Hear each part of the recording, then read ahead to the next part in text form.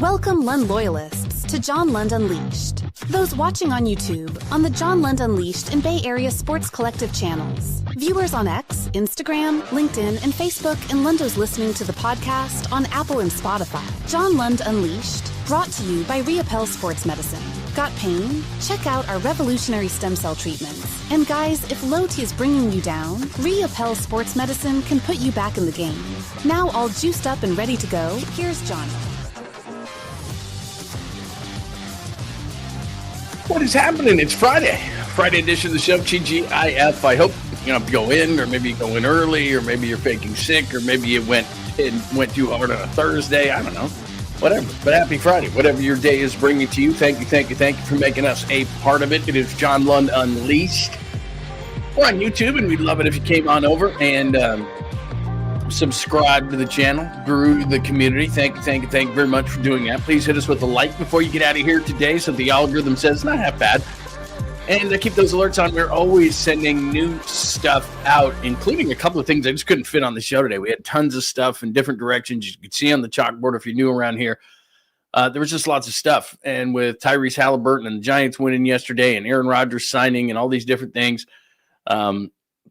there was only so much we can fit, so we got a few things I'm going to do some shorter videos on later today, including a Willie Adames breakdown that Harold Reynolds did on MLB Network. And while I applaud his effort, it's inaccurate, and I'll tell you why. So I'm going to do a little video of that later, probably some more stuff. I put out an Aaron Rodgers short late last night, which dropped this morning, so we always have stuff happening. So make sure you please have those alerts on, because it's not just the show, which is Monday through Friday, which I think we're going to do permanently at 9 o'clock and then 10 o'clock on Saturdays. And then Sunday we take the day off. But if there's breaking news or anything like that, we don't take the day off. So we go 7 days a week if we have to, put out tons of videos for your entertainment value, and hopefully it works. So good morning to everyone. John Lund Unleashed, as well as the Bay Area Sports Collective on YouTube. Those two channels is where we are.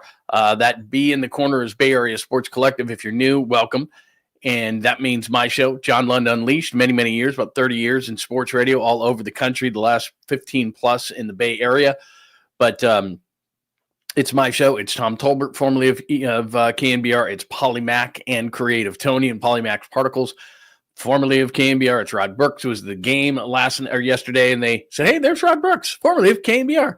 He is got Quality Hang going on. That's on Bay Area Sports Collective, as well as Amy G and former Giants pitcher Jeremy FL. And we are adding more all the time. So make sure with that big B that you go to the Bay Area Sports Collective and you please subscribe there. Thank you for watching on Instagram this morning at John Lund Radio, X at John Lund Radio. If you'd migrate over here, that would be great. Or if you're just hanging out, I understand. LinkedIn, we're there. Other places like Twitch as well. So whatever it is you like to do, if you come over to YouTube, that would be amazing. We'll do the chalkboard and say good morning to everybody momentarily, but do remember, I told you this, my wife was with Dr. 𝐟𝐸𝐵𝐿 yesterday, had another short procedure on the foot because she wants that thing to be feeling awesome. The shoulder is already great, not icing on the elbow anymore, and she's just doing the foot now. And because, like I told you, about a month ago or 6 weeks ago now, in Vegas, went to Arizona, have had a couple of trips and business trips, and she's walking great and everything's going awesome. So it's all because of the stem cell procedures that she does with Dr. Jeffrey 𝐟𝐸𝐵𝐿. If you click on the QR code right there, then you can go straight to the website. Go straight to the website, check out all the things he does, because it's not just stem cell, which he was one of the first in California to do. But I tell you about that all the time that I am doing, and that'll go away in 3, 2, 1. Just look up 𝐟𝐸𝐵𝐿, 𝐟𝐸𝐿𝐿 in San Ramon. If you're in the East Bay, very, very simple. If you're not, it is so worth your time to come see Dr. 𝐟𝐸𝐵𝐿, because it's, I do the low T, which is a quick blood test, and they don't do the blood test every month. It's just, okay, we know what it is. We know what we have to elevate you to. Real simple. Only about every 4 months do I do a really short procedure, and it's very simple. And that's it. And then I feel great. It's not those weekly shots that maybe you're getting if you've got low T. So it's not just that, all sorts of different things. So look them up. Use your favorite search engine, 𝐟𝐸𝐿𝐿, Dr. Jeffrey 𝐟𝐸𝐵𝐿, right there in San Ramon, 𝐟𝐸𝐵𝐿 Sports Medicine, but they do so many other procedures. So make sure that you click on that QR code right there, or just look it up with your favorite search engine, Dr. Jeffrey 𝐟𝐸𝐿. And they just do an amazing job. And like I said, we go there all the time. In fact, I am slated to go back middle of next week. I'll tell you about that when it happens. In fact, maybe I'll do a video from there. Hello, I'm live in the doctor's office. Maybe I'll do that. Who knows? Who knows what I'll do? Anyway, a ton to get to today. Episode 159 on this Friday. Haliburton. I guess I'm lazy or just didn't have the space. Haliburton could have been. He could have been. Well, he was a king. And Domantas Sabonis not working out so well. And there was a debate about that trade at one point. Maybe the Kings got the better end. Maybe the Pacers got the other end or better end. As I put down there on the show cover today, Mr. Clutch, you either have it or you don't. And I covered those series with Jordan. I think he's the greatest of all time. I don't think it's really even close. And one of the determining factors of it, I don't care about points and rebounds and all this stuff over 82 games. I don't. The way to define greatness, the way to separate the good from the great and the great from the legendary is when they hit shots. I don't care how many. I don't care how many hits you have. In baseball now, batting average is like, meh. What do you get with runners in scoring position? What do you get with 2 outs and runners in scoring position? How are you performing late in a game? Those kind of things. Under pressure, that's the difference. Ding, ding, ding, ding, ding, ding. Under pressure is where it's made. That's legends. I was at the game when Jordan hit the shot over Brian Russell and ended his Bulls career. That was it. He won a championship, walked off the court. That's how you do it. When Kobe Bryant would hit the shot, when Derek Jeter would get the hit, when Joe Montana would throw the perfect pass. That's legend. And what's happening right now with Tyrese Haliburton in every one of these series, it seems, he's done it in every one of them, including the one that dropped in for the Knicks, that tied it, and he does the choke, thought it was over. That was just a 2, but then continued on. But what he did last night against Oklahoma City just continued to the legend. But that's the difference. So if you want to debate Sabonis, because look at, he has X amount of points and X amount of rebounds, and this is a Tuesday night against Milwaukee, I don't give a shit. I don't care what he does. That's great. Those stats are great. Get me in the playoffs and show me what you can do. How many shots Steph has hit in the clutch? How many has, just the greats. That's what it is across all of sports. That's how it's defined. If you want to know how legends are defined, it's when, not how many.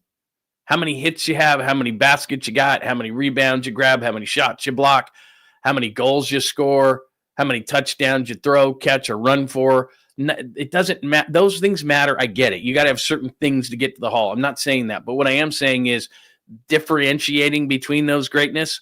How'd they do in the playoffs? I don't know, because Mike Trout's never in the playoffs. I can't call him an all-time great. All-time greats, that's what they do. And Tyrese Haliburton has dominated this postseason. Shai Gilgeous had 38 points last night. Awesome. What did he do when Oklahoma City was up a point last night? Missed the shot. So Tyrese Haliburton had like 14 points, 10 assists, 6 rebounds. In the first half, he was terrible. He even said that he was a little bit nervous in the first half. He said it in the postgame. Who had the better game? Oh, Shai Gilgeous-Alexander. He had 38. Yeah, but he missed the shot with the game. That becomes a 3-point game if Shai Gilgeous-Alexander hits a mid-range jumper. It's a 3-point game. And the only thing Haliburton does at that point is they've got to take a 3 at that point, and they can only tie. They can't beat you. So who had the better game last night? Shai Gilgeous-Alexander, who had 38 but missed when he could have extended his team's lead, or Tyrese Haliburton, who wasn't as good statistically but hit the game-winning shot? I'm going to go Tyrese Haliburton. Call me crazy. That's how the games work. So when all these dumbasses on these talking head shows that make your ears bleed try to use stats and all these different things, it comes down to one thing for greatness. When? When did you hit the shot? When did you get the hit? When did you make the pitch? When did you score the goal? When? Not how many. There's certain guys that you want up at the dish at a certain time. There's a certain guy that you want taking the shot at a certain time. Those are the guys. And right now, Tyrese Haliburton, the Pacers aren't as good across the board. If you look at, you just look at the matchups, they're not as good. Shai Gilgeous-Alexander had a better year. Shai Gilgeous-Alexander is the MVP. With the game on the line, Haliburton is hitting shots. That's what you do. That's how guys get into the Hall of Fame and are elevated. All these different things. All the MVPs are great. All the points are great. All the home runs are great. All these different things. Tremendous. When did you hit them? When did you hit the shot? When did you hit the home run? That's what matters. Because certain dudes in those situations, women, men, whatever, they don't want to be up there. They don't want to take the shot. They don't want to do it. That's what made them great. With certain guys, you just know. Like when Haliburton got the ball in his hands, because of what he's done this entire playoff series, didn't everybody think he was going to hit the shot? I know I did.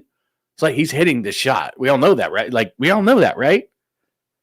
I mean, it's been what a run for this guy. This is Haliburton so far in the playoffs. For some reason, in this package that the NBA put together, they didn't put the Knicks shot in there, but this is what he's done this year in the playoffs. 4 seconds. Haliburton for the lead. 1.3 to go. Haliburton the rebound. 9 seconds. They do have a timeout. Carlisle's going to let him play. Haliburton steps back and hits. Haliburton looking. Haliburton driving, pulls off, jump shot. It's good! It's good! With 3/10 of a second remaining. Everybody knew that shot was going in. Sorry, it's a different story that we'll get to. I have the graphic here. Here it is right here. I mean, look at that, man. Every single series, he's hitting one. It's a tying 2 versus the Knicks. It's a game winner. There it is. Walk-off 2. Game winner. Driving layup. 25-footer. Walk-off 3. Like, he's just, that's what he's done. So you can tell me that 𝐃𝐨𝐧'𝐭 was better last night. He wasn't. He scored 38. And he had a chance to put his team up by 3 so that the worst they could do was go to overtime. He missed.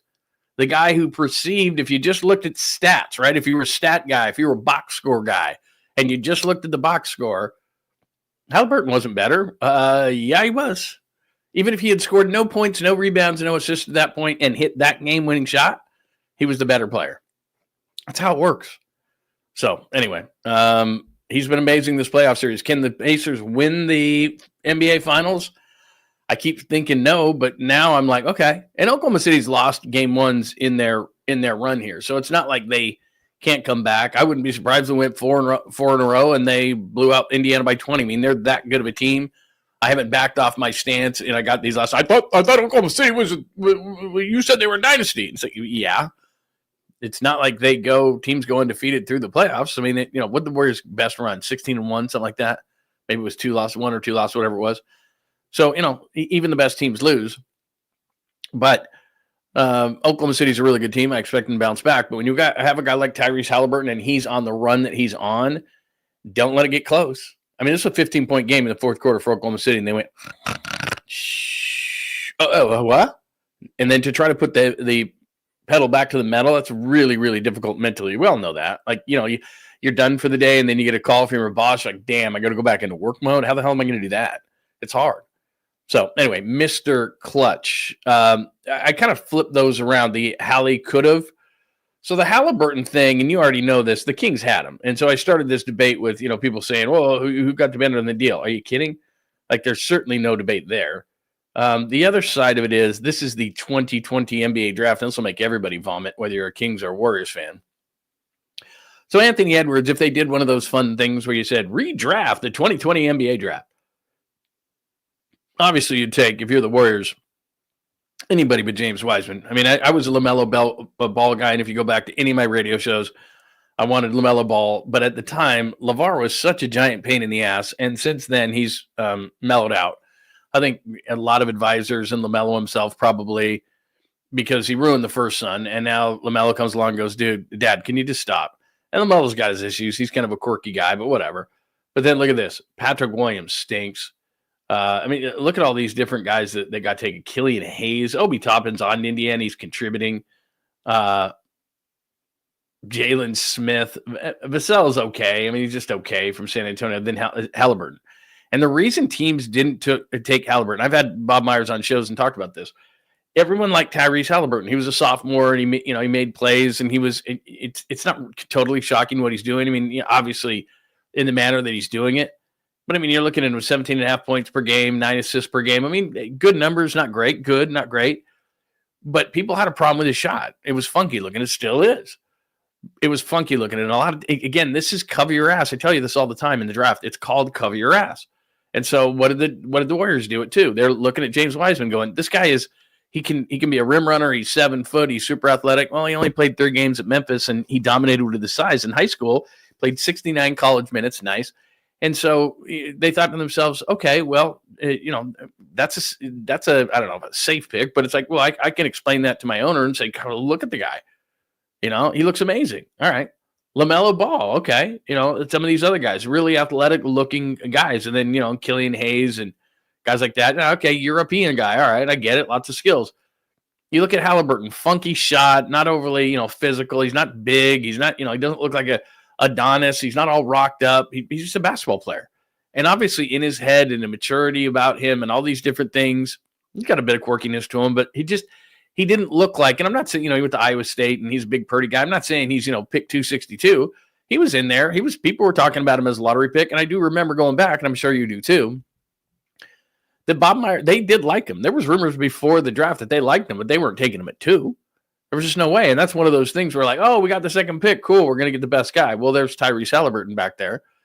And the Kings, who, did a bunch of stupid stuff like taking Bagley over Luka or taking Jimmer over Clay, and, on and on and on and on and on it goes. They finally get one right. They get Tyrese Haliburton. And then they're like, well, we got Fox already.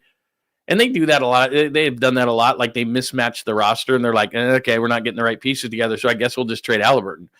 And Haliburton has turned into this guy that is a true number one player. I'm not calling him an MVP or anything like that. But if you're looking at guys who others look to and the team is better because of that player, that's what I call a number one. I don't mean by position, point guard 1, off guard 2, small forward 3, power forward 4, centers of 5. Like I'm not talking about that. I'm talking about a number one guy that you build around. And Tyrese Haliburton has shown in these playoffs that that's what he is. So there's no debate about the Sabonis trade. That was stupid by the Kings. They made the wrong choice. And then as far as the Warriors were concerned, they were never going to take Haliburton. But when you look back there, you're like, God, can you imagine Haliburton on the Warriors? And what a perfect, I don't know, he shouldn't be a third guard, but he and Steph in the backcourt takes the ball. You don't have to use Steph so much on the ball. You can use Steph off the ball at this point in his career. Haliburton's big enough in the backcourt to take the big, kind of like Clay was, take the other guard that's bigger, all those kind of things. I mean, they weren't going to take him at 2. They weren't. The shot was too funky. He didn't jump out of the gym. His physicalness is not, he's none of those things. And that's why he slipped in the draft. But a lot of people liked him, just not at 2. So anyway, there is the 2020 NBA draft. And even if they weren't going to take him, it still makes you want to vomit that they didn't. And then if you're a Kings fan, I don't know what to tell you, man. I don't know what to tell you. I mean, the kid has turned into like Jordan in this year's playoffs. He just hits everything he takes. So what could have both for the Kings and the Warriors, Mr. Clutch, that's how you differentiate greatness, not how many you get, not how many hits, not how many homers, not how many hoops you make, not this, that, and the other. It's when. And Tyrese Haliburton is shown in these playoffs, man. He's clutch. I mean, there's just nothing else you can say about it. So that's what's going on as far as the NBA finals are concerned. Let me hit up. Did I say good morning to everybody? I probably did. And I just jumped into everything. But good morning, and we're into the NBA, and we'll hit up on the Giants yesterday in just a second. But good morning to John Joseph. Jason, it's good to see you. And Rockin' and Daniel. Sorry, Daniel, about your Kings. Joy is here. That makes it a show. So does Catalina being here. That is great. Good morning. Good morning to everybody on this Friday. Hello, Pine. What's going on? 420 JJ Raider is your Raider. It is great to see everybody this morning on the 9 o'clock start this morning, and I hope that doesn't screw anybody up. Nathan is here today. It is great. Papa J, good morning. Michael, good morning to you. We've already got our first super. If you want, definitely for your questions, comments, thoughts to get on the show, just hit me up with a super and contribute to the show. It is greatly appreciated. Who else do we have this morning? Did I say Michael? Yes, I did say Michael this morning. If I missed you, hi, Kenny. Hello, Walter. I saw Walter and Passion for the Pastime, which you should be subscribing to. Enrique, it is great to see you. Jazz fan, good morning. Good morning to everyone. If I missed you, hopefully I'll hit you at some point during the show. If you don't know what the hell I'm talking about, I'm talking to the people in the chat room, good friends, and have built a great community. If you'd like to be a part of it, we'd love you to be a part of it. So make sure you head on over to the YouTube channel, John Lund Unleashed. Our first super of the day, that is our good friend Fuji. Bottom of the night tonight, Lady Beer's all set. You know what? Just because you said that, I might go get some more of those Lady Beers. It's summer. Well, it's, I guess, until what, the 21st or something like that is summer. But those are good citrus beers. I don't know if I can chug them, but they tasted good. And I'm trying to lose weight for my summer bod. So I'm going to have to get some light beers for tonight. And I'm not a snob, but like, I don't know, Bud Lights, Coors Lights, those aren't my favorites. So I'll have to go to the store today and check it out. But yeah, we haven't done it in 2 weeks. I was out of town on business last weekend, and the weekend before that, Krug had something going on. So I've not spoken to Krug today, but unless he's got something going on, I believe that we'll break the streak, Braves and Giants tonight. And thank you, Fuji. You are always the best to all, whatever show I'm on, you always pop up in the supers, and I really appreciate it. So thank you, Fuji, for that. But yeah, stay tuned. I'll send out social media on Bottom of the Pint. If you don't know what it is, Larry Krueger from the Krug Show and I, who have known each other for years and years and years, we do a show every Friday night or when we can during the Giants game. We just kind of hang out. We drink beers if they score, which is unusually low this year. It's tough to drink beers, but hopefully tonight against Atlanta, we'll get some runs and we can drink some beers. So, yeah, I'll let you know on Bottom of the Pint, and thanks for asking. Thank you, Papa J, for giving us a like and subscribe. Please do that if you would do that to both channels. My channel, John Lund Unleashed, and the Bay Area Sports Collective. All right, so what could have been Mr. Clutch? Dom Smith. Dom Smith gets his first hit as a Giant yesterday. Let me share my screen with you, and we'll discuss a few things. I may have to go to my phone because I was writing all sorts of notes on my phone yesterday. There's a few different things here. Number one, you may not like Farhan. I get it. But getting Robbie Ray because you could be patient for Mitch Haniger, which is one of the worst signings the Giants have ever had, is incredible right now. Robbie Ray is now 8-1, tied for the most wins in baseball. And I get it. That wins is not a stat like it used to be, but the point of the game is to win. He gives you 7 innings, which is hugely important for your bullpen to not burn them out, because there's the instinct, I'm sure, by Bob Melvin with a lot of their pitchers is, okay, well, I got to go get that guy, but you can't burn the bullpen this early in the year. So Robbie Ray going 7 innings is huge. Gives up 2 earned, strikes out 9, and his ERA is down to 2.44 with an 8-1. He could be an all-star. Randy Rodriguez does what Randy Rodriguez does. He's got an 0.64. I would love it if he would close. I'll give 𝐃𝐨𝐴 DUVAL credit, and he's got a 1.61 ERA, but he never makes it easy. He had to do, as you can see there, 22 pitches in the 9th inning, and he gets out of it at the end. But you need Alka-Seltzer and whiskey, like dropping Alka-Seltzer in your whiskey to get through a 𝐃𝐨𝐴 DUVAL game. But he did, so they did, so that's good. Daniel Johnson could not recreate the magic in day number 2. But then it was the other guy. It was Dominic Smith right there. Look at Dominic Smith go 3 for 4 on the day, and gets a couple of RBIs, including the game going ahead. They were down 2-1. Dom Smith hits that ground rule double. They score 2, 3-2, and then they hang on by their fingernails at the end, as I told you. And Dom Smith, very, very nice to have him aboard. So they split the series versus the Padres. Padres win the first 2. And the Giants win the last 2. So let me just give you this really quick. Let me give my screen up there one more time for you and give you a little bit of MLB standings, shall we? I just saw him. Come on, man. Find him. All right, there we are right there. So I am going wild card. I am assuming the Dodgers win the division, although the Giants and the Padres are right in their butt, so they're not exactly running away with it, and the Mets did them some favors. But there you go. Philly's going to be a wild card team. There's no doubt. We just saw San Diego, and I'm interested to see what San Diego and how aggressive they are at the deadline. Over the last few years, they have been aggressive. But I'm always thinking to myself, like, they're not a major market team. So are they cool continuing to lose the money? Or at some point, are they going to just halt this whole thing? Because guys like Bogarts, he stinks. Machado's good. But, they've got players, don't get me wrong. It's just they've overpaid on a franchise that isn't a major market team. So how much will they add at the deadline? Giants are right there. I'm going to give you an interesting number in just a second. Cardinals, who were kind of hovering, they're right there now, 6 over. Milwaukee had a long winning streak there for a while that was finally broken, but they're 9-1 in the last 10, so that means Rhys Hoskins ain't going anywhere. And then we got our 500s, and that's depends on what you believe. I believe that the Diamondbacks are good enough, even though they're 31-31. I don't think the Reds are. I don't think the Nationals are. I think the Braves are going to come back up. So Reds, Nationals, Marlins, Pirates, Rockies, to me, are out of it. The Braves are good enough to come back, even though they're 7 under. If you look at run differential there, even though they're 7 under, they're 6+ in run differential. So I think that Atlanta, and this is a big series this weekend, is still a team that they're going to have to contend with. So that's what the standings look like right now. But let me show you something even more interesting than that. All right, so we're sitting there bitching and moaning and bitching and moaning and bitching and moaning. Where's the offense? Where's the offense? Where's the offense? In fact, let me play something for you before I show this graphic that will blow your freaking mind. This is why I like Buster Posey. I like Buster Posey, the player. Love Buster Posey, the player. Love Buster Posey, the person. But I told you, it's like that's three different people. It's the player, the person, and now the executive. The jury is still out. But I love how he answered this question about why he made all the moves he made a couple of days ago. Look at this. Staff has held up their end of the bargain. Yeah, I mean, it's time to go. I mean, I think we all believe that we're better than what we've been with the bats the last 2.5, 3 weeks, and it's time to go. I love how matter of fact he is. If you ever knew Buster, he's really funny behind the scenes.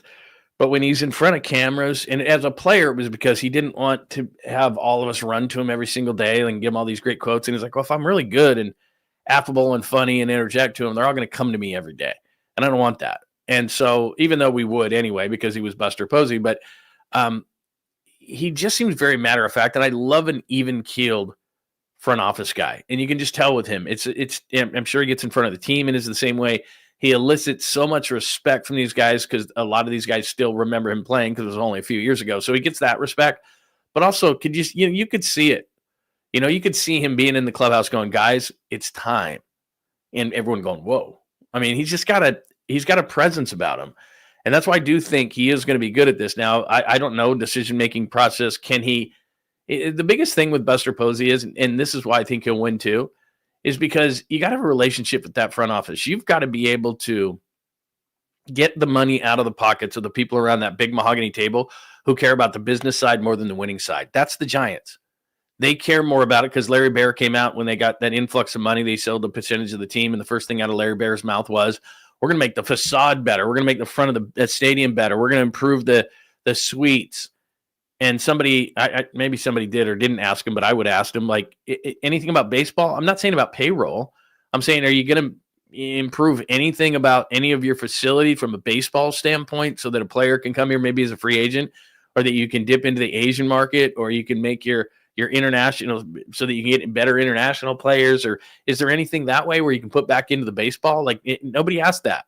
He talked about the facade, the front, Willie Mays Plaza. He talked about suites. Like, they care about business. And I get it, man. And I tell you this all the time. Don't be under the illusion that all these owners want to just win at any cost. It's a business to most of them.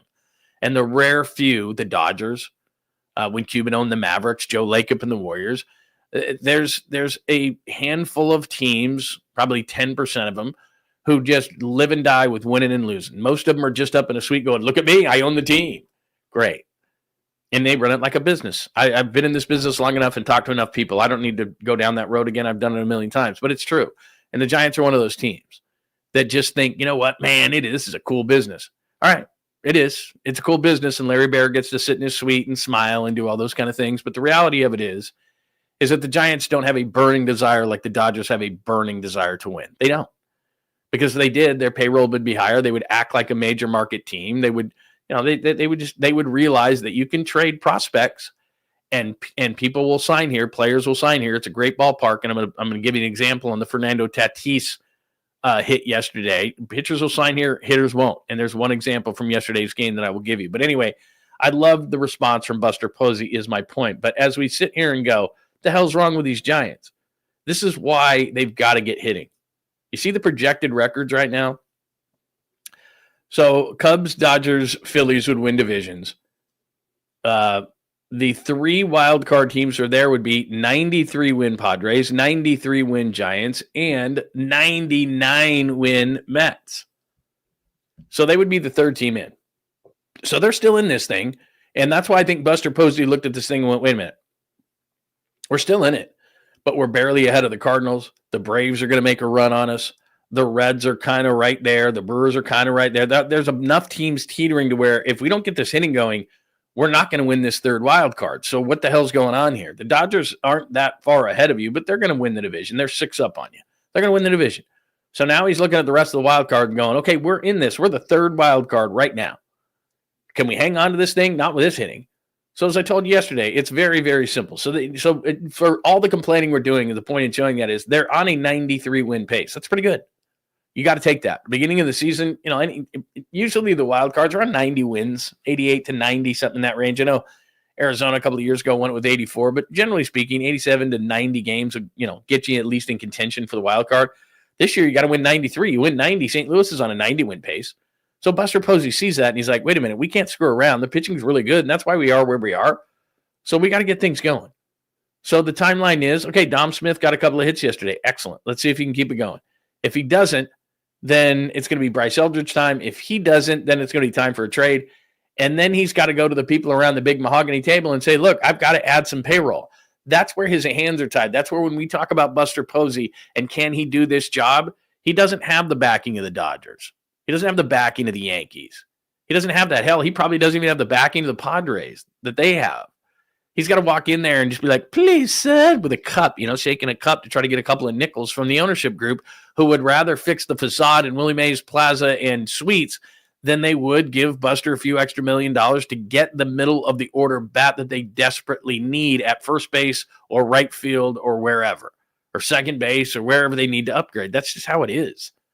So, and I see you, Jason, on the Hoskins thing. I was big on Hoskins for a long time. They won 9 in a row, Milwaukee. I mean, they're right in the middle of this thing, Milwaukee. I don't know how they keep losing guys every single year.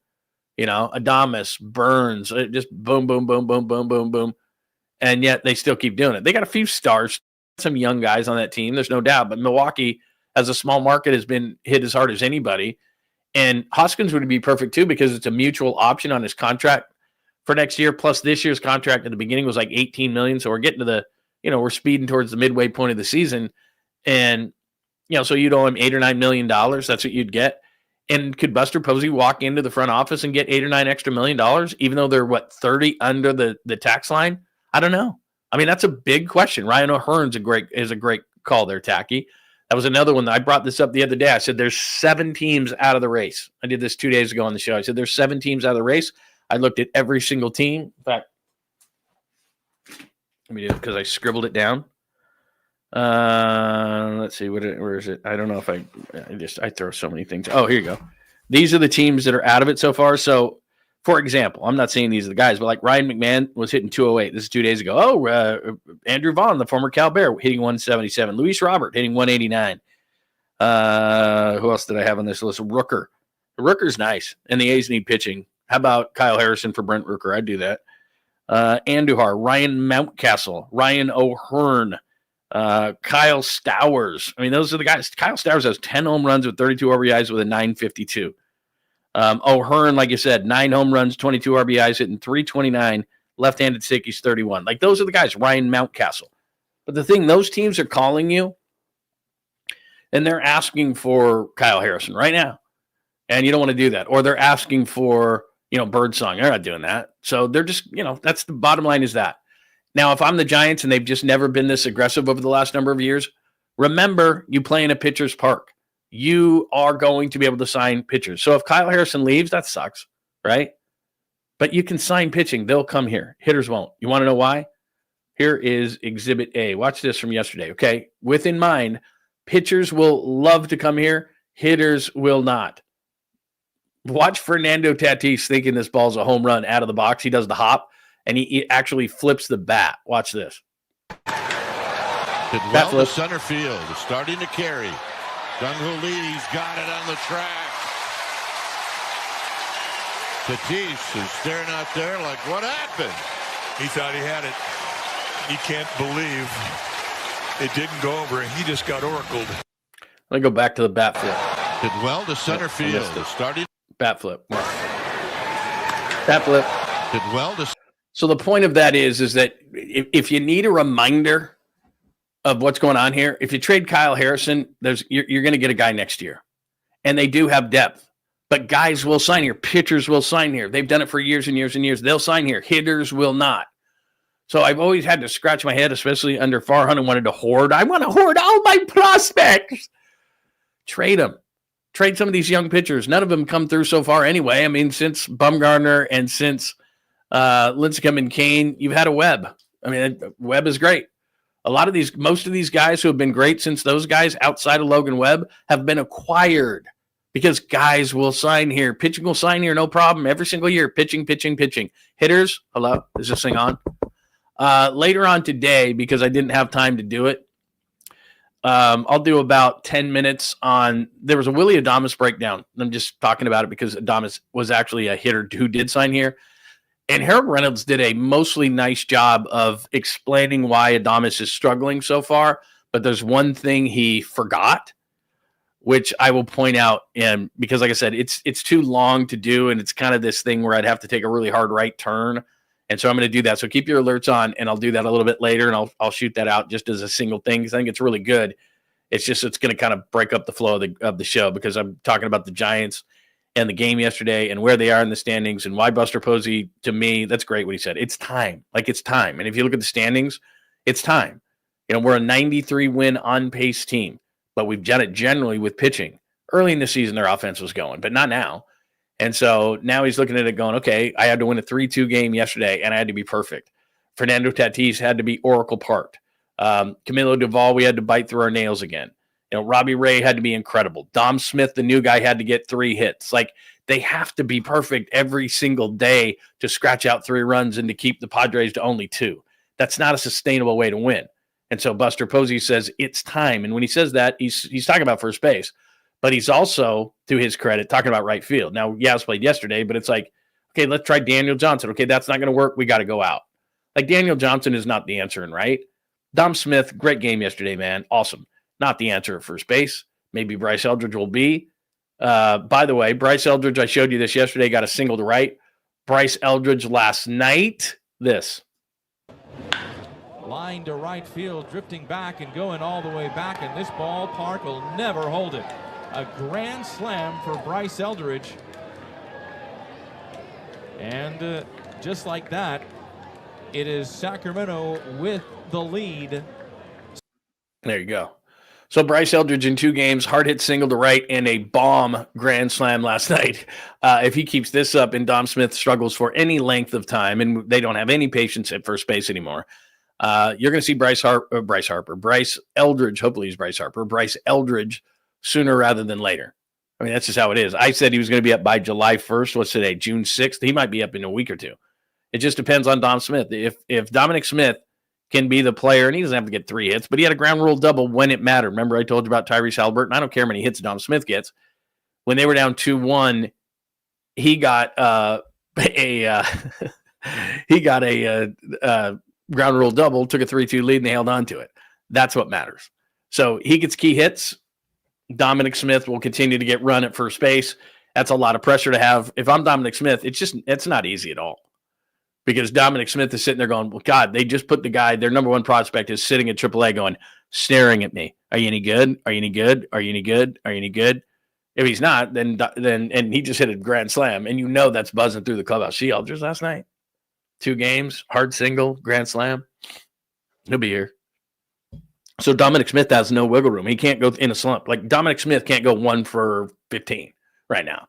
Because he'll get DFA'd and Bryce Eldridge is going to be on his way. And then when if Bryce Eldridge isn't ready at the age of 20, I should say if, not when, then they're going to make a trade. Then that's how they're going to do it. Now everybody's like, Rhys Hoskins, this and that. But now they've given themselves options.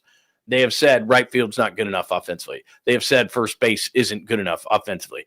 And if they can't figure it out there, I like Tyler Fitzgerald, but the 2 home runs and 7 RBIs when the guy hit 15, 16 home runs last year? That ain't going to do it, dude. We thought you were a 20 home run guy. So they got to start looking at second base. So anyway, we go through this diatribe, this exercise every single day. So we don't need to go back down to it. Rooker's a righty, by the way, for those asking. What else? What's a coffee cup caboose pistol? I think I have 2 things on the caboose today, by the way, which ends every show if you're new around here. One's about the guy running on the field. One's got Shaq involved in it. Which, by the way, I see it coming, and I don't want to be an ass. And you may have seen this. NBA TV was the NBA Finals. No Barkley. There was Kenny Smith. There was Shaq. There was, who else was on that? Somebody else. But it was kind of a B version just because there was no Chuck. I think he's done for the year. And Screaming A, who would never have done this, like crashes it and acts like, he's fist bumping everybody and everything. And it's like Kenny Smith goes, hey, man, we're still enemies. Like, I don't want him to be friendly with him, man. He's going to ruin the show. He's going to ruin the show. Like, if I'm a producer, it's like, stay away. Like, we're not starting this. We're not starting this buddy thing because we all work for ESPN. He didn't sit down, but he was like, hey, we're boys now. It was like, no, Screaming A. No, don't make my ears bleed. Do not ruin the chemistry of that show. It's happening. I'm seeing it. Anyway. No, I'm in the same studio. We're just doing remodeling right now. So I'm in the exact same studio, as weird as that sounds. We're just doing a little remodeling right now. That's all. And I know it's boring and we'll fix it soon. I promise. Okay, I got to find this. Where is this? If John reads the details of the coffee cup caboose pistol, I can't wait to see. Somebody send me this. Where is it? I can't miss a caboose pistol. If so, I'll have to go back later and we'll have to check that out. But anyway, there you go. All right, episode 159. Welcome. We're 40 minutes into the show. What Haliburton could have been. He was a king. He could have been a warrior. Could have taken him in that draft. They weren't going to. Mr. Clutch, Dom Smith, DUVAL. I was dropping Alka-Seltzer into my Jack Daniels as I was watching him, but he did get it done. I still will say Rodriguez is your best pitcher last night or on the staff. So I would really like it if he was a closer, but I get it. It's fine. Tatis is why I just showed you this. Do I need to show it again? I don't. Tatis, the reason I played that is Tatis is the reason you can trade that hit that was not a home run and would have been in every other park is the reason you can trade Harrison and is the reason you should trade Harrison because you can get pitching. Pitchers will see that in the highlight package and go, man, I wish I pitched there. You see that? I wish I pitched there. And hitters are going to go, I'm never, ever signing there because of that. That was that's Exhibit A. So you can trade Harrison because they'll sign here. And the reason you have to trade a Harrison is because the bats won't, and you got to make them come here. I'm not coming there. I just traded for you. You are under contract. You have to come. That's why. Because they won't sign, and I'll do the thing later on about Willie Adames. Most of them won't sign, and the pitchers will. So you trade excess pitching, trade for hitting. I don't know why we don't do that anymore. They don't do that anymore, but they need to. All right, so that's what's going on as far as that goes. Let me stop at Dodgers. Lee, you're going to puke. You're just going to puke, man. I don't think you've eaten. I hope you have not eaten, but there's a story out there. But first, let's hit the supers. Remember, anything you want on the screen. Well, not anything, but questions, comments, thoughts. You get them on the screen. That's called the super, and I appreciate it. And here's Harry Johnson, who, by the way, yesterday, a couple of great contributions and questions, by the way, which I had to go deep on. Gives us a $20 super. I'll buy me lunch today. Harry, indebted man. Thank you very much. Hey, Juan. That's right. That's what my grandparents have always called me, Juan. Great show. Join me for a drink on my 54th birthday, everyone. I am drunk and high already. Maybe we will see you tomorrow. Where are you going to be? Tell me where you're going to be, man. I'll buy you one for 54. No question. Even if I can't get there, I'll call the place and buy you one because I owe you one. The last couple of days, you've been tremendously great to the show. You've been very, very, very generous to the show, and I really appreciate it. And I love being called Juan. And no, not very many people call me Juan, but that was a nickname of my grandparents, and they called me that. And they would yell, and my dad, if he was mad at me, would do that. Juan! And we are not of, a Mexican descent, but I would get called Juan quite a bit, and I do enjoy it. So thank you very much for that. So you say, join me for a drink on my 54th birthday, everyone. I'm drunk and high already, which, again, we're not judging around here, and it's Friday. I don't care if it's not even 10 o'clock. It's Friday. You can do whatever you want. I think that's great. Drunk and high already. Maybe we'll see you tomorrow. Where are you going to be? Tell me where you're going to be tomorrow or where you are right now or whatever the case may be.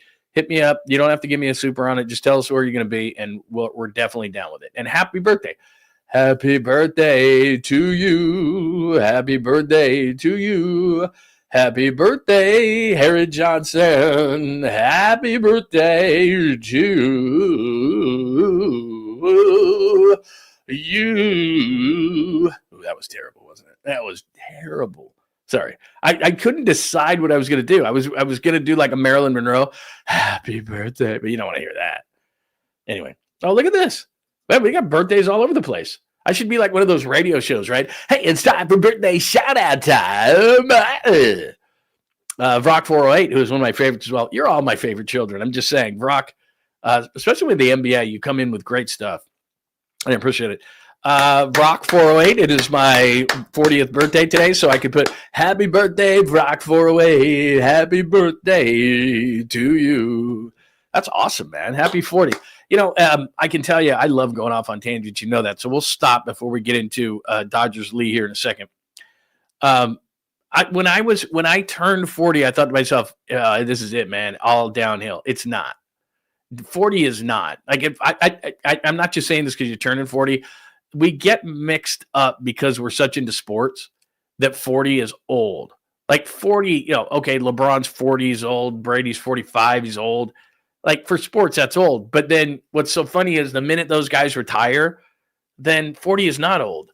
35 is not old. Like, we're conditioned. Oh, Robbie Ray's 33. Like, when it's funny, Kruk was during the warm-ups doing what he does. Here's what he throws. Here's the mix, how hard he throws it. The umpire's low ball, high ball, which I hate. There's one strike zone. But anyway, he's doing all that kind of stuff. And Robbie Ray's 33 years old. And I thought to myself, 33 is so friggin' young. It's still so young. And Robbie Ray's like this veteran, his 12th Major League Baseball season. He's 33. Like, the clock totally resets when you get out of sports. Like, okay, Robbie Ray will retire at 37 or something, right? And then it's like, flips the switch. He goes from being an old guy in baseball to a young guy in life. And so 40 is not old. I know that 40 is kind of one of those things where you go, damn, I'm 40. You still feel good. Things don't ache or hurt. You don't get these weird, like, middle of the night kind of stuff like I get where it's like, what the hell? Why does that hurt? Like, I didn't get that at 40 at least. Maybe some other people did. 40 is not old. But anyway, congratulations and happy birthday to Vrock 408. And thank you for the contribution, but I love that it's your 40th because it's not. You may feel that way, and people maybe have conditioned you. And like I said, because of sports, people are like, oh my God, 40's old, LeBron's old, Tom Brady's old. Steph Curry's going to be 38. Like, that's still so young, man. So happy birthday. Happy birthday to you. Oh, okay. Yeah. A good call. It's kind of like and thank you, Nathan. It's kind of like a dueling piano bar. New York has one in Vegas. They used to have one in Danville. It was really good. I was in Arizona recently. You know what they had, which was really cool? What was it called? Something or other. And it was a sports bar with dueling pianos. That would be kind of cool. That would be kind of cool. Like, unless it's a really, like a big game that you want to watch. But it would be kind of cool to have dueling pianos while you're watching the game. And then you pay them the money to shit up or to play, something like that. Or that's a good time. I can't tell you how many times. I can't remember what the one in Danville was called. But we, like, every special occasion, we would go there. We had friends get married one time, and like the next night, was it the next night? Maybe it was the next week. We went out, and those places get wild. Because if the two piano guys are really good and they know how to work the room, it's a good time.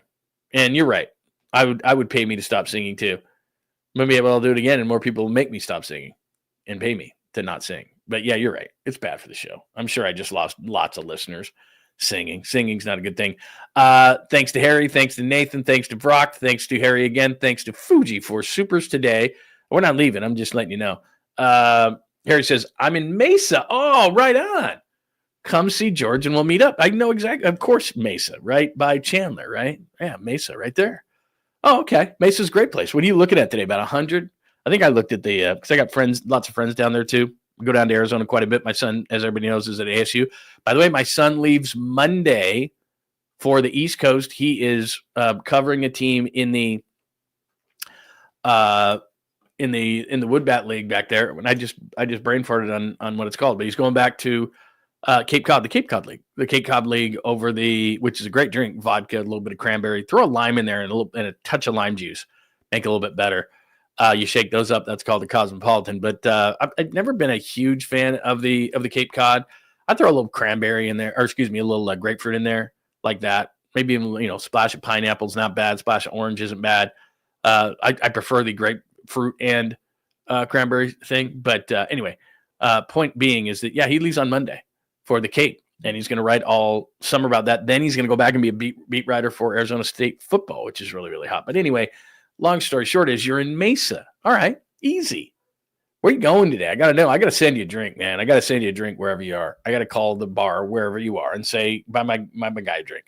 Thank you, Harry Johnson. Much, much, much appreciated. So you're in lovely Mesa, Arizona. Very cool, man. I like that break. I liked the super break. Thank you. Like I said, thank you to Fuji. Thank you to Harry. Thank you to Vrock. Happy 40th birthday to you. Yes, Nathan. I will not sing anymore. And Harry, Mesa, Arizona. So there you go. That's where we're at.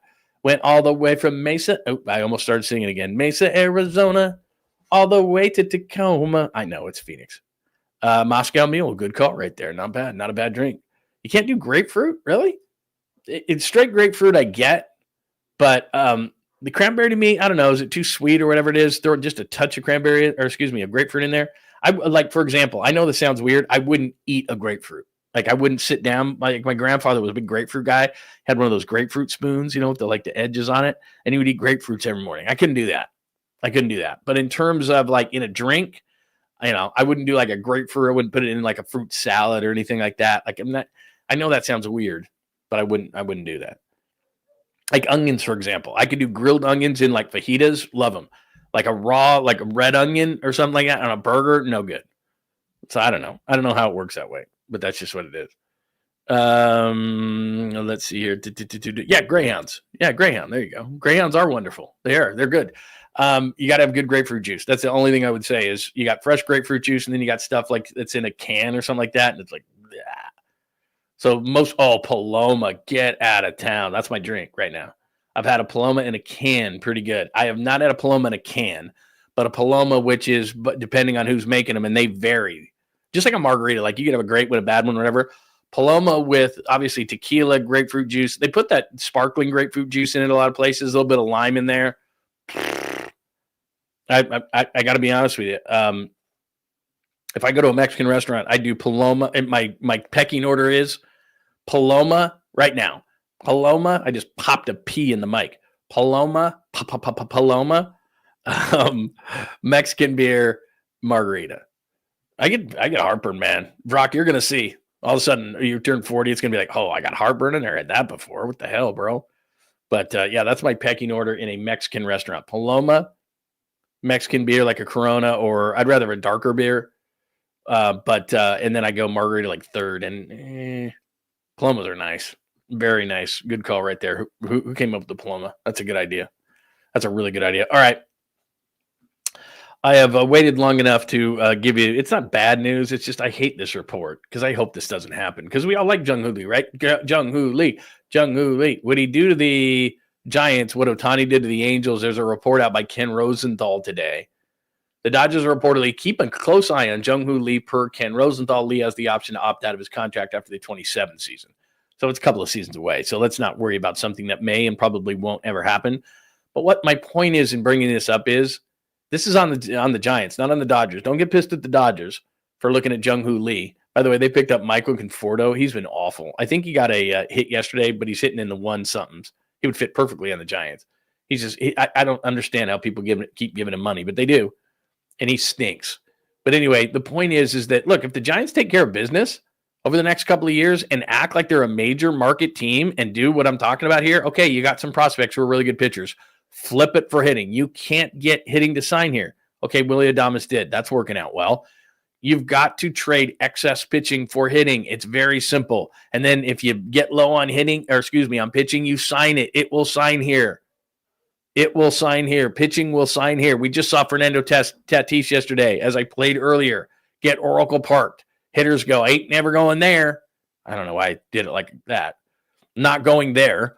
But pitchers say, hell yeah, sign me up to pitch in that ballpark. They can get pitching. So do what you're supposed to do, and Jung-Hoo Lee won't go anywhere. But in 2 years, Jung-Hoo Lee is going to go, I want to win. I'm sick of this crap, and we're a major market team and we don't act like it. So the clock is ticking. It's always ticking. I like Jung-Hoo Lee. I think he's going to be a guy that could hit 16, 18 home runs, knock in 75 or 80 runs. He's going to hit around 280.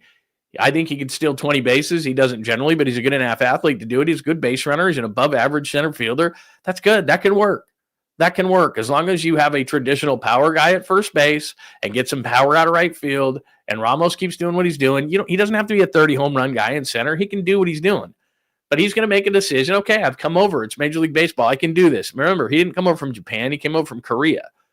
And those players have been kind of hit and miss. So he did it. He's done well. He's doing better. I'm encouraged by him. But in 2 years, he's going to be okay. The novelty of playing in the major leagues has worn off. I've gotten a few bucks in my pocket. I'm looking good. I'm established. I'm confident I can play here. Now let's start winning. And if the Giants don't start winning, 𝐿dridzhe Lee will leave. He's got an option after 2027. Now that's weird for that article to come out now. We're 2 years away from that. But still, the Dodgers, that's what they do. They're like, okay, can we get that guy? That's what the Giants need to be. Be a shark. Be the hunted. Or be the hunter, not the hunted. They're the hunted. Like they've become, I mean, that's pretty pathetic to think they've become like a minor league system. Like that's what Milwaukee is. That's what Minnesota is. That's what Pittsburgh is. That's what Colorado is. Like those markets are like we're basically another minor league system for the Dodgers and the Yankees and the Red Sox. And you're part of the haves. You're not a have-not. You're not the A's. You're a have. You're not a have-not. You're not a farm system for the Dodgers. But if you don't win games over the next couple of years, be pissed off at the Dodgers all you want. 𝐿dridzhe Lee at that point is going to say, I've had enough of this, man. I want to win. And all of a sudden it's going to be like, wow, those damn Dodgers. Well, you know what? You know what he knows? They're going to win. And they're going to exhaust every effort to win. Are the Giants? I don't know, because Larry Bear wants to make Willie Mays Plaza better with the money he's going to get for selling a portion of the team. He's not going to get it. But the team, the ownership's going to get, let's fix Willie Mays Plaza. That'll win some more games. Great idea. Let's get let's make the suites nicer. Okay. It's not going to mean that they're going to win more, but okay. The Dodgers may do that, but they're going to do it. But at first, their priority is let's improve the baseball product. Let's make all the facilities as good as they can be. Everybody raves over what the Dodgers do from a facility standpoint everywhere they're associated. Can you say that about the Giants? Because right now, Farhan, one of the things you're supposed to do is fix the farm system. They're 29th. 29th. ESPN rankings just came out. They're 29th. 29th. It's not good. So that's Dodgers Lee. So we're done with some baseball talk. And I'm sorry to be depressing after we were just talking about drinking, which we might need to do now. But I'm not blaming the Dodgers for that. I'm not. I'm blaming the Giants. If the Giants lose 𝐿dridzhe Lee in 2 seasons, it's going to be because they didn't win enough. Not because the Dodgers came in and swooped them. Yeah, it's because he knows. It's like, if I want to win and I'm going to be in contention, this is where I'm going to go. And so that's what it comes down to. Do things right. I'm glad that Buster Posey is holding everyone accountable. And I love that he said it's time, but I think he's late. I do. They're on a 93-win pace, and that's really nice. But I wouldn't have shown as much patience as he's shown. That's just how it is. And as far as 𝐿dridzhe is concerned, let me go back to that. You think that him getting a grand slam in game number 2s, they don't have their eye on him? Believe me, he keeps doing stuff like this. He's going to be here in 2 weeks. I thought July 1st. Let's just keep an eye on it. But he's going to be here sooner rather than later. That's all there is to it.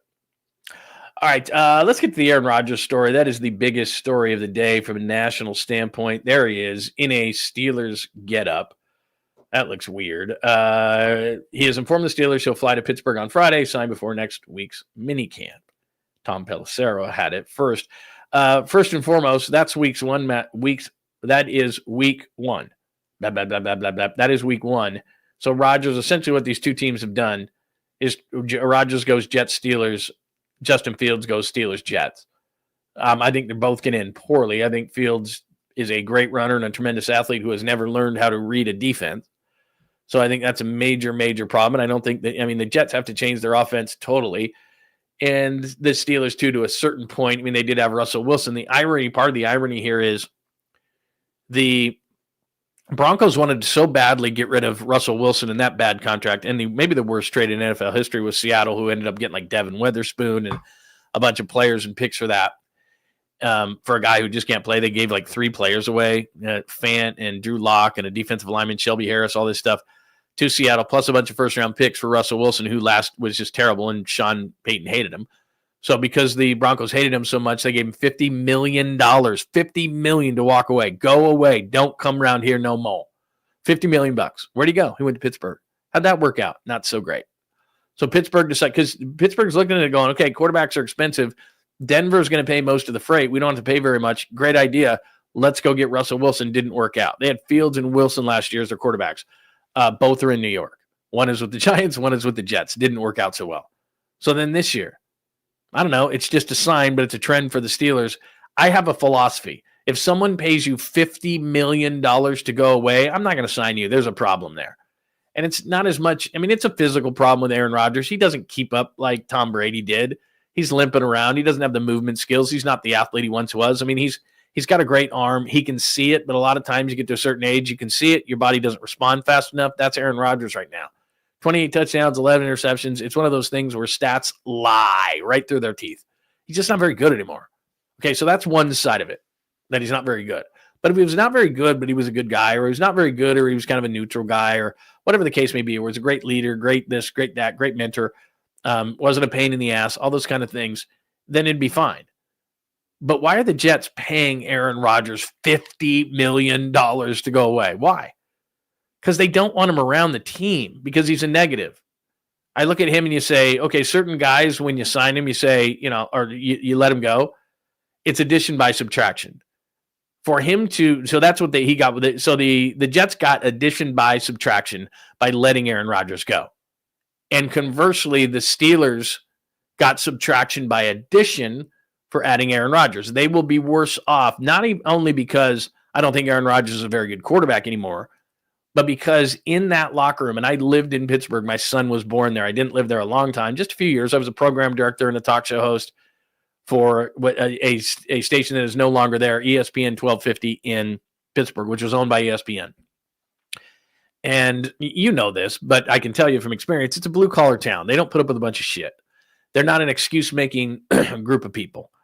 And so when Aaron Rodgers comes in there and bitches about the players around him, and that DK Metcalf, who's not consistent, dropped the ball, or somebody ran a wrong route, or it's just not going to fly there. It's a bottom line town. You screwed up, and we want you to take responsibility for you screwing up.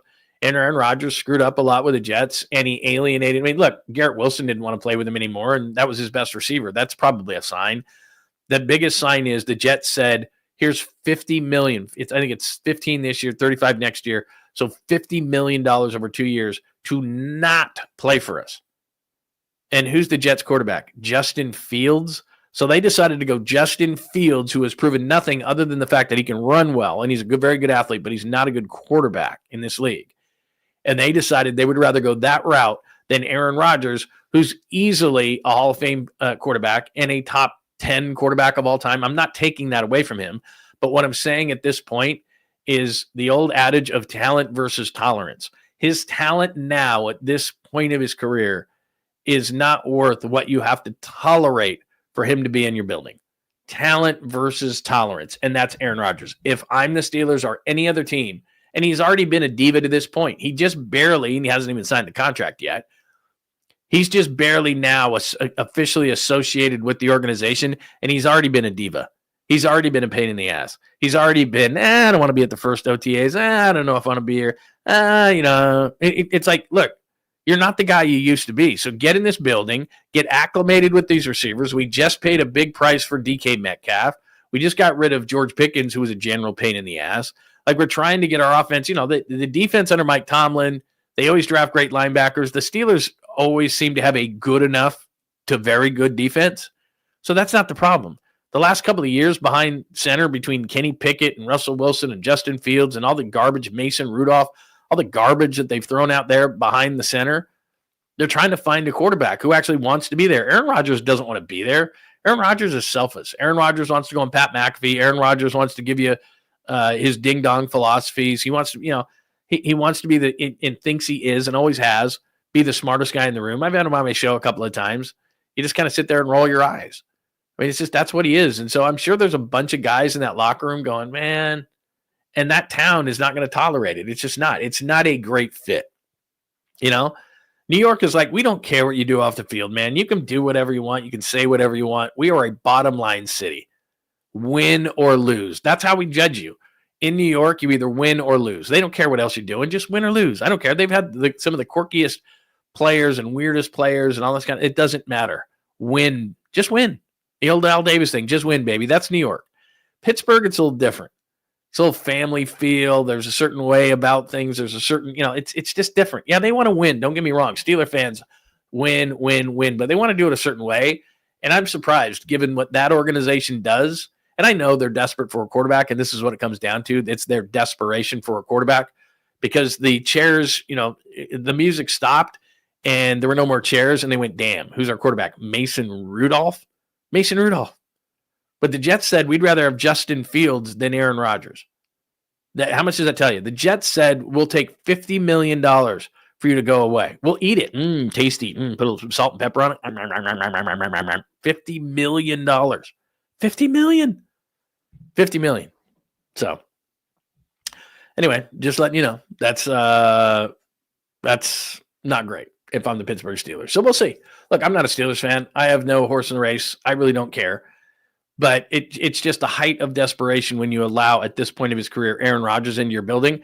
Because to me, he's got a lot more things that he cares about other than football. And football, though, gives him a stage. Football gives him a spotlight. So I don't love it. You know, if I'm the Steelers, I don't love it. And I'm absolutely positively shocked with an organization, with Mike Tomlin as the head coach, with the amount of continuity that the Steelers have had over the years, that they would stoop to the level of Aaron Rodgers to just say, well, we're this desperate. When you've put yourself in that position, when you're this desperate. And look, you know what's interesting? And Vrock is hitting this. So let me hit another super right here with Vrock because you ask a very good question. What do you think Aaron Rodgers was drafted by the Niners? Let me go back. So 2005, and let me keep this on the board. Yeah, you're saying if he was drafted by the Niners. Yeah. So obviously Alex Smith, they took Alex Smith. Aaron Rodgers sat in the room. And then at the end, what was it, Dennis O'Donnell or something like that? You know, not half as sorry as the Niners are going to be that they didn't draft me. Like, look, Aaron Rodgers had a great career. There's no denying it. I have nothing personal against Aaron Rodgers. He's great. Like I said, he's a top 10 quarterback of all time, maybe even more than that. But he's absolutely tarnishing his legacy now because he doesn't care about football as much as he cares about being on a stage, having a spotlight. You know, having people who are far below him, clearly intellectually, ask him questions. We're just the dirty, stupid media to Aaron Rodgers. So, that's just how he comes across. And I just wouldn't want that in my building. Chemistry is important in winning. It is. And Aaron Rodgers, the minute things go south for the Steelers, and it will, because they're not nearly the best team in that division. I think Cincinnati's better. I think, obviously, the Ravens are better. I don't know about Cleveland. They got a long way to go. The AFC's tough. The Steelers aren't one of the better teams in the AFC. So it's going to be 2 seasons with the Jets, actually one because he got hurt that first season. And they're like, God, we don't want this guy around us anymore. Here's $50 million to go away. That's a major, major, major red flag, maybe the biggest there is. And they don't have anything great at the quarterback position, but we just want you gone. Like he told the story in the McAfee show that basically he showed up, flew across country, showed up in New York for them to say, we want no part of you. The new regime just said, we want no part of you. And it's like, well, you should just told me this on the phone. I agree with him in that respect. But, I mean, they didn't even consider Aaron Rodgers, this new regime with New York. Why do you think that is? Because they asked the players. I guarantee you they asked the players, you want him back? Hell no. And that's what the Steelers players are going to think and the fans are going to think not too deep into this season. Now, as far as Aaron Rodgers, not that I want to get into it, but somebody's asking, Kenny's asking about Terry Bradshaw. He didn't want to be with the team in OTAs. He didn't want to be part of the continuity. He didn't want to be part of the fabric. He didn't want to throw with receivers in the offseason. We're almost done with the offseason. In another month here, they're going to camp. And so you haven't had any time to get to know guys, but he doesn't want to. This is the Aaron Rodgers show, man. That's what it's become. And that's what he wants. And the Steelers are just a vehicle for that. So we'll see. But the Steelers bought into it, and they're going to be like, whoa, after this season, go away. But you're asking if he was drafted by the Niners. There would have been tons of success. I think that Aaron Rodgers, and part of it is, and part of your question, I think, is related to, if people don't remember, Brett Favre was there. Brett Favre was there. So he had a few years to sit behind Favre. If Aaron Rodgers was thrown into the fire, and this is something we talked about yesterday, the whole, flipping things, would this guy have done that? Like Mac Jones. Okay, the Niners take Mac Jones 3rd overall, and some people think he would have the success that Purdy's having, and if Purdy had gone, to New England, that Purdy would be, where Jones is as a backup. I don't believe that. I think that Brock Purdy would be good everywhere. I think he's got the kind of work ethic. I think he's that kind of smart. I think his ability to decipher a defense, to go to the right place, to decipher quickly, which is huge. All these different things that are vastly underrated by the NFL. Oh, it's all about arm strength. It's all about how big you are. It's all about, A, B, C, and D, the dictionary definition of a quarterback. No, it's about dissecting the defense and how quickly you can make a decision and how accurately you can throw it, not how hard. So they underestimate that constantly. I'm not one that believes that if Mac Jones is drafted 3, he's where Purdy is, and if Purdy goes somewhere else, he's a backup quarterback in the league. It's not easy playing the position. And those who say it is are stupid. Oh, but Kyle makes it so easy. Does he? He does? He's ultra demanding. They have 3 plays at the line of scrimmage. You've got to decipher that at the line of scrimmage. There's a 300-pound man trying to end your life by ripping your head from your shoulders. You've got to make that decision in about 2.2 seconds. There's 4 or 5 receivers in the route. You had to have worked with them enough in the offseason that you know telepathically where that receiver is going to go, and you have to see every single one of them somehow while someone's trying to rip off your face. And then you have to actually execute said play. Oh, that corner's playing outside leverage. That linebacker's not going to be able to make it in time. I can fit it in that hole. So then you've got to accurately throw a ball as you're being hit, and the ball's got to be on the money. That's all you got to do. I mean, that's simple. And it's Kyle Shanahan's system, so it's so easy to do all of those things in 2.2 seconds, to decipher all what I just talked about, to call the play, to then get to the line, change the play, to get everybody, all the other players, the other 10 guys in the right position to even try to execute the play. Then once execution starts, then when they're trying to kill you, do all those things I just talked about and make an accurate throw time after time after time. But that's easy. Anybody can do it. All you got to do is be in Kyle Shanahan's system, right? It's the dumbest thing I ever heard in my life. But I keep getting diverted. You're asking about Aaron Rodgers. I think. Look, I think Aaron Rodgers is great. Look, I don't like the person. I don't care. That's not my department. I don't have to like him. I try to keep everything. I tell you this. I try to keep everything between the lines because then I think it's fair game. And between the lines, I think that Aaron Rodgers has fallen off quite a bit. And I think he can still see it, but he can't execute it. I think from a standpoint of athleticism, I think it's fallen off a ton. You can see it. He can't move like he used to. And that used to be a big part of his game, buying that extra time, playing some background football. He can see it. He's smart. He can talk the game now still. But the reason why I bring the other stuff off the field is because it's affected his on the field now. And that I'm comfortable with that. All the different stuff that has made it about him. And you talk to people that he used to date, like ask Danica Patrick if you ever get a chance. And a couple of these other women that he's dated, that they think he's a psycho. And he is. And he's nuts. And he would just rather make it about him and outside of the things. And if he really wanted to play, he wouldn't be on McAfee every week. He wouldn't be saying the stuff he's saying. Like I said, I just think it's a problem. And I think it's a major problem. So even though I try to keep things between the lines, I think it's a major problem. Now, if he had drafted him, yeah, I think I'll put it this way, and this is the simplest terms to put it in. They would have won a Super Bowl. It wouldn't have been since 94 that they won a Super Bowl had they drafted Aaron Rodgers. I believe that. He sat for a couple of years in Green Bay. Maybe he loses confidence. He's close to home. Maybe he puts pressure on himself. A lot of these quarterbacks who come into the league, it's about their situation. And if he had to play right away with all the different coaches and coordinators that Alex Smith had to play with that people forget about, maybe he doesn't make it through that. But I think he does. He's very confident.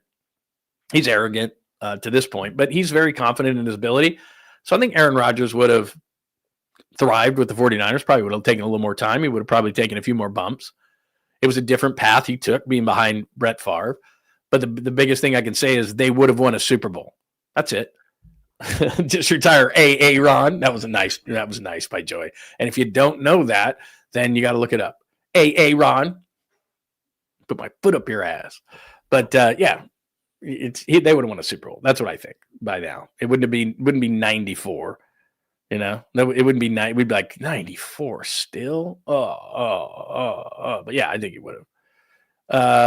Let's see. I don't know what I said, but Joy said agreed, John. So that's good. That means I'm on the right track. All right. What else do we have today? 10:17, hour 13 into the show.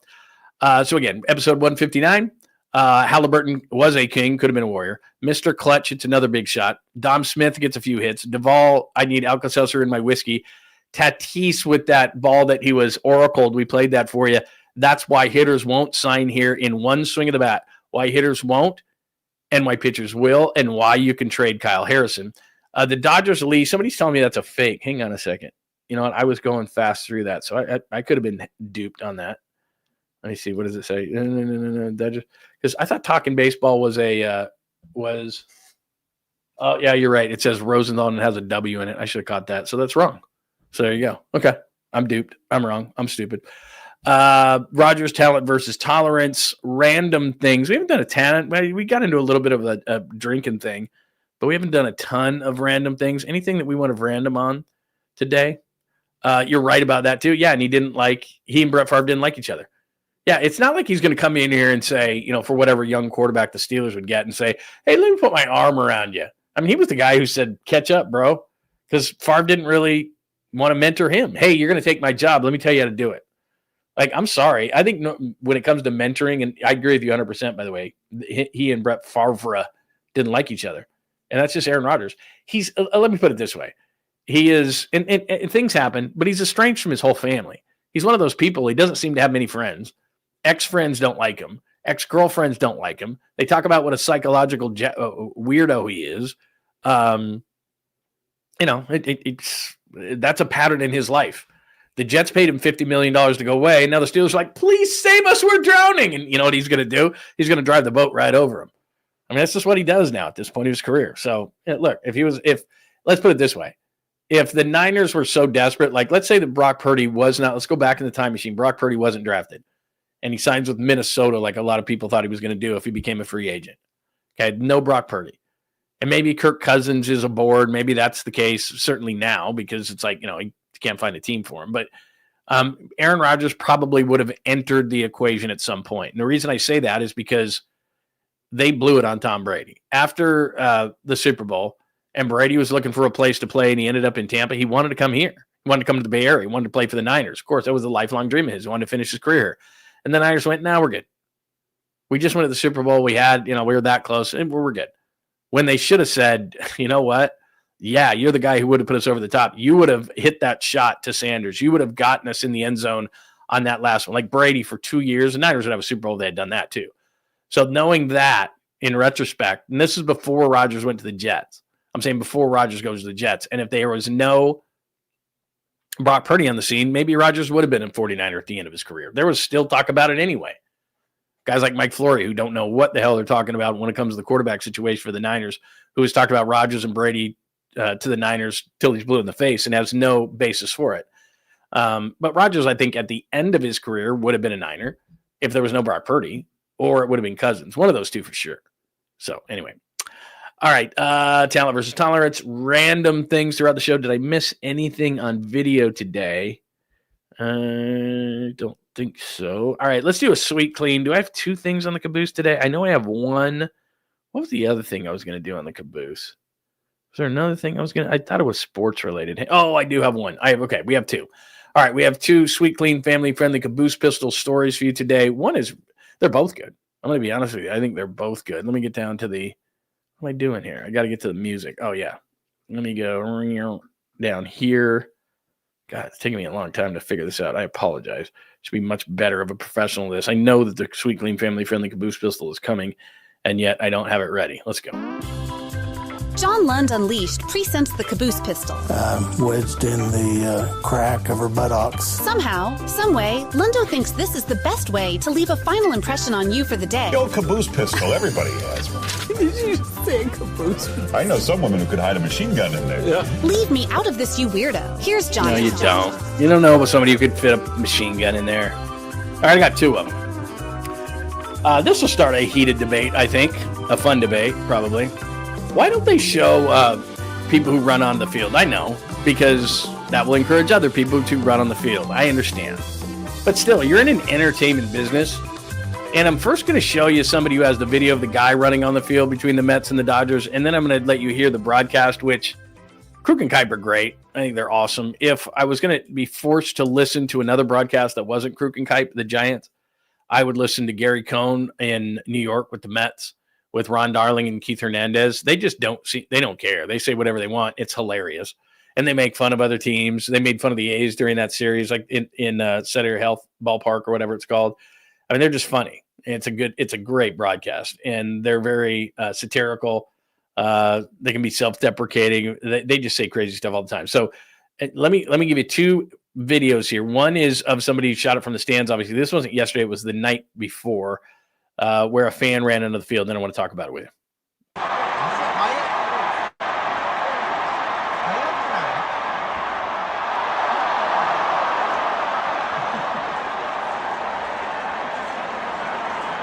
All right, so they finally get the guy. So a couple observations. if even put it like down in the corner or something like that. And then what you need to do is have a show camera of them just beating the hell out of the guy and really put big fines on it and all that kind of stuff. So that even if somebody did get a wild hair as they were drunk, nobody sober runs on a field. They would, at least it would encourage them if they were getting beat down. And then it's like, did you hear what happens? If you go on the field now in Major League Baseball, it costs you, $5,000 or just, make it something that's just insane so that people really won't do it. But those who do really want to go for it. And what they try to do is nowadays is they're trying to run on so they can jump back into the stands. Like it's this sprint. And that guy was a pretty good athlete. They finally got to him. But you hear the oohs and the ahs of the crowd. Ooh, and they finally get him. Ah, like it's entertaining, right? So we're watching a baseball game that for 3/4, maybe even 90% of it is like guys standing around, right? Waiting for a pitch to be thrown, waiting for some action. That's what we're doing as fans. I love it. My favorite thing, football is probably number one, but I like outside. So like baseball's laid back and it's fun and they try to get you in and out of there and vacuum as much money out of your pocket, $20 beers and all that kind of stuff. That bothers me, but I love being out. Love being outside. It's nice. But I want to be entertained. And so if on a broadcast, because this is years ago, they used to show them, but now they don't. It's like, we don't want to encourage anyone from going on the field. So that was entertaining to me. And you could hear the fans go ooh and ah and everything. And people like it. We want to know. We want to see how fast can they get there? Where's the guy going to go? It's like watching a, cat on a hot tin roof or something. It's like, go. Yeah. Are you going to get the guy? Like, it's entertaining to me. It's an entertainment entity. I don't know who made the decision. I don't know who the fuddy-duddy was that went, we will not show that. We will not show fans on the field because that will encourage other fans on the field. And I'm like, not if you beat the hell out of them, which is entertaining too. And not if you find them a bunch of money and put them in handcuffs and throw them in the, the drunk tank with the other drunks. It's like, look, I wouldn't be encouraged just because I saw that. I would think it was funny and entertaining, and you're in the entertainment business, right? So I don't know. There's my thought. Now, this is what's funny. So during the Mets broadcast, that very thing that I showed you was going on. And like I said, I think this is the second best broadcast in baseball, and they're funny. So here's how they handle it. That thing went on for like 5 minutes. Those guys are hilarious. That's, like I said, those guys are great. Gary Cohen, Ron Darling, and Keith Hernandez. I don't like the Mets or anything. It's just, that's funny. But it's just, what's better?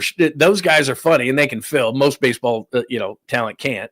And then they're just sitting around like, well, show the guy. Show him getting slammed to the ground. Show him, getting in handcuffs. Show him try to outrun the guys. I'd like to see how long they can do it. That's a great question on the end game is you're drunk. The fact is you're drunk. And somebody popped in the Harlan thing. That Harlan thing was actually at Levi Stadium. But yeah, Harlan was, it's the best of all time. He's bare-chested. And it's just hilarious. And then I think he did the Bobby Wagner one too, when he knocked out a guy who ran on the field at Levi Stadium. But it's incredible. Like, it's just incredible. And certain guys can do it well, and it's just funny, and it's entertainment. We're an entertainment entity. Like, you know what I want? I want this alternative channel. I've talked about this for years. I want this alternative channel of really entertaining people sitting on a couch, kind of like a Manning cast, but like watching the game like I would watch the game. And they're talking how we all talk, F this and S that, and, just all that stuff.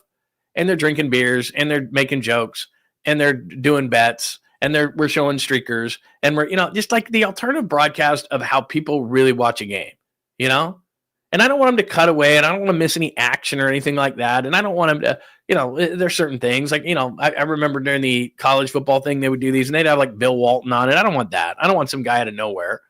If I wanted that, I would just, there are certain people in my life that probably don't watch as much sports, and they sit there at the most inopportune times, like the Super Bowl, the World Series, the NBA Finals, and go, so who's playing?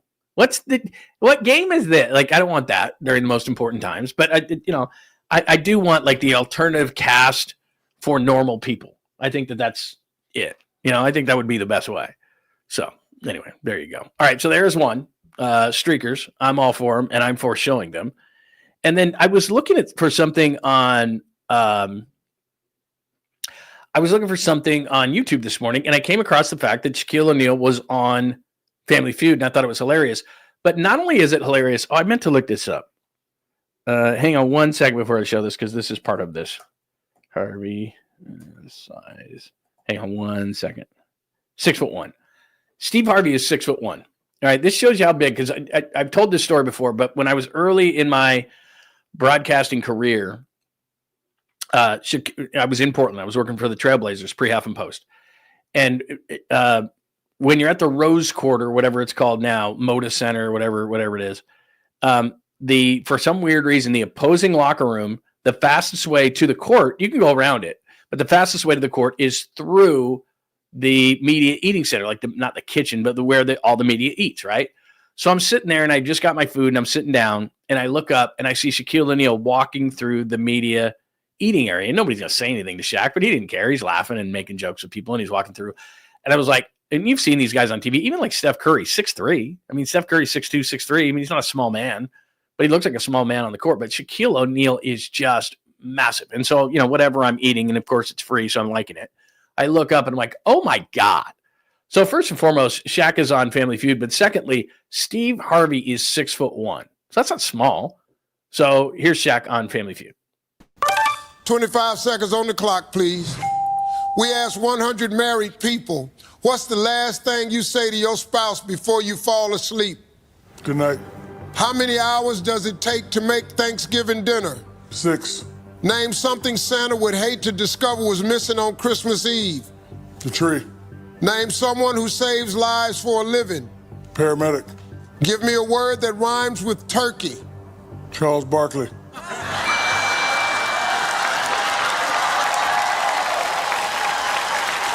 You should be ignorant. Steve Harvey's 6'1".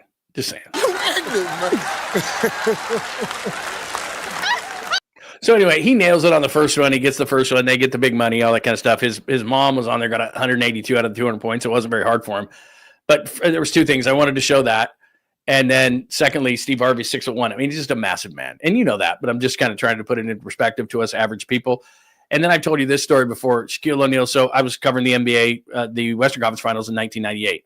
It was the year that Kobe was 19 and threw up the air balls against the Jazz. So you've probably heard this story, but it's a good one. So I'm on a knee and I'm in this scrum and my elbow's kind of twisted and I got the mic literally this close to Shaq's face because despite the fact that now he's a media member and speaks, sometimes it's still kind of hard. He mumbles a little bit.